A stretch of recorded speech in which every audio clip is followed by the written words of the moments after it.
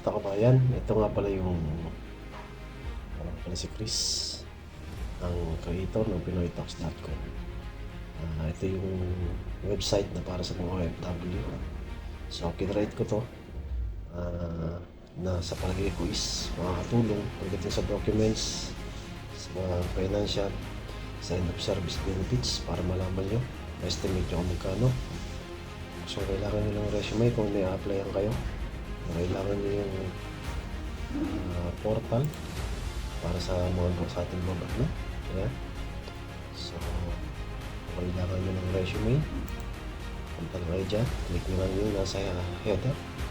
Resume builder. Ayan. Kung kailangan nyo ng letter or request letter. Ayan. Ayan yung ating OFW letter builder.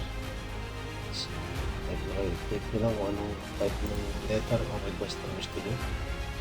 So, ayan, salary, no? End of service, authorization letter. So, pili lang kayo dyan. At mahirap kayo mag-save. Ito yung Ipon Challenge Tracker natin. So, walang normal involved po yan. Free.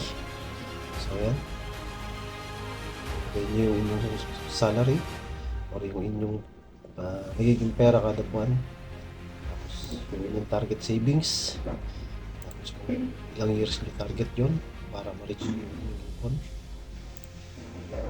Then, simulan ng challenge.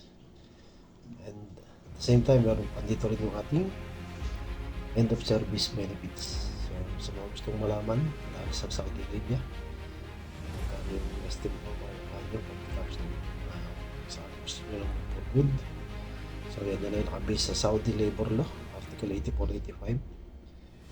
Okay.